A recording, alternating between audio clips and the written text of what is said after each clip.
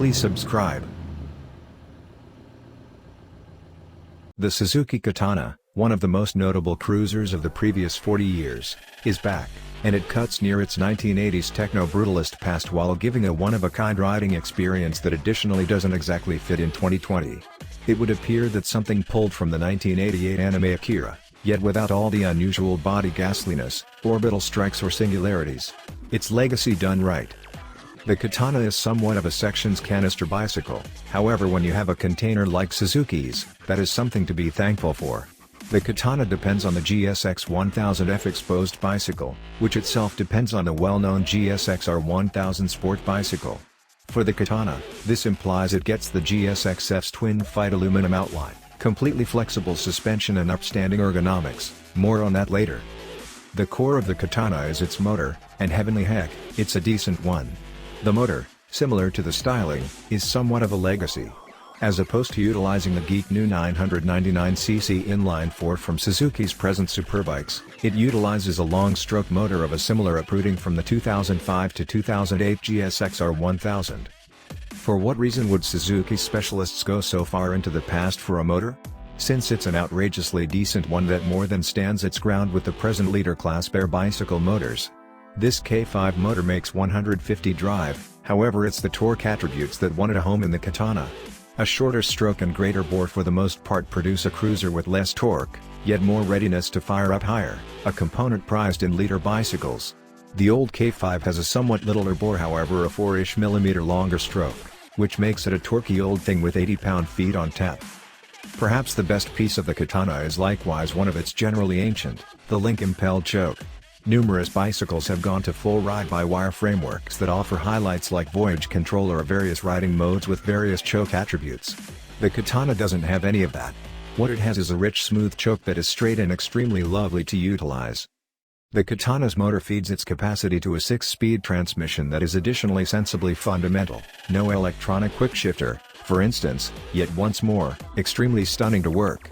Movements are agreeable and can be cultivated with a moderately fragile pinch of your left foot. There's no compelling reason to kick it to get it to do what you need, and as a little something extra, impartial is overall quite simple to discover. The bicycle's multiplate wet grip requires insignificant exertion at the switch and is a shoe-style grasp, which limits back wheel lockup on downshifts. Suzuki additionally incorporates its low RPM help framework, which lifts fires up marginally as you let out the clasp to help forestall slowing down. It functions admirably enough, yet it takes a touch of becoming accustomed to, and I'd favor it to be defeatable. Talking about defeatable, while it doesn't have ride modes, the Katana has 3-phase ABS, just as footing control you can kill as far as possible. While I'm happy that the Katana has the 2 ABS and TC, neither of the frameworks are what I'd call splendid. The hidden tech is fundamental and doesn't highlight any sort of inertial estimation unit. Accordingly, it doesn't write for a lean point or anything like that. Combined with the motor's monstrous yield, I'd most likely direct tenderfoot riders, or those lacking right wrist limitation, away from this bicycle. The Katana's suspension isn't flashy, yet the KYB fork and linkage activated backstun are completely customizable and more than capable of streamlining bad streets. Like a large portion of the Katana's bits, they function admirably yet assume a supporting role stylishly to the retro cutting-edge structure of the bodywork. The front brakes come kindness of Brembo and they are unsurprising and wonderful to use with fantastic tweak from the switch and bunches of starting nibble. Different features of the Katana incorporate full LED lighting, a flavorfully old-school LCD run show, genuinely, it would appear that it's privilege out of a William Gibson Epic, and an agreeable seat that sits at a sensible 32.5-inch stature. The Katana is far more agreeable than it looks, much following a few hours in the seat. The impression that the Katana's old yet at the same time magnificent motor gives is one of close boundless force, especially at run-of-the-mill around town speeds. You can for all intents and purposes ride the bicycle like it's electric, utilizing first apparatus, which will peak 70 miles per hour, all by its dejected. However, the bicycle is additionally glad to putter along in second or third. The Katana does not have any of the Aprilia Buono's champing at the bit feeling and rush hour gridlock. There's no flooding or kicking or showmanship of any sort. It's emphatically person on foot, and in a bicycle that resembles the Katana, utility like that can't be misjudged. While the Katana is incredibly simple to ride at ordinary paces, pushing it harder requires some aptitude, attributable to the absence of electronic babysitters to sift through you if your chutzpah outpaces your ability. The front end feels overwhelming at speed, and the bicycle requires a touch of exertion to get around corners out of frustration. However, the other side is that it feels generally steady at the same time. Its ride quality is likewise astounding, however some tweaking of the suspension would almost certainly profit the taking care of, particularly for bigger riders. The slowing down execution is unsurprising and lovely, not very grabby yet bounty responsive and blur safe.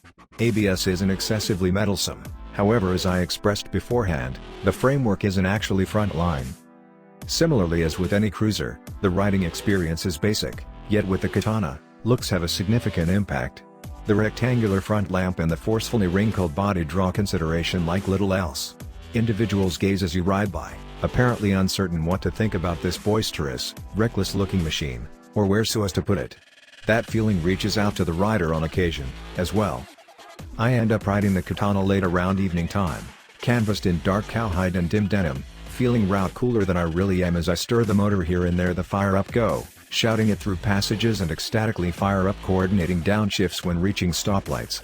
I feel absolutely alone on the Katana, even in the second most crowded city in America, and that is actually what I need. Is the Katana with its old-fashioned motor and cyberpunk styling worth the $14,000-ish asking cost? Prior to investing energy with it, I'd have said no. The world is loaded with splendid and skillful bicycles that offer considerably more as far as innovation and modernity, however that is not what Suzuki was focusing with this one.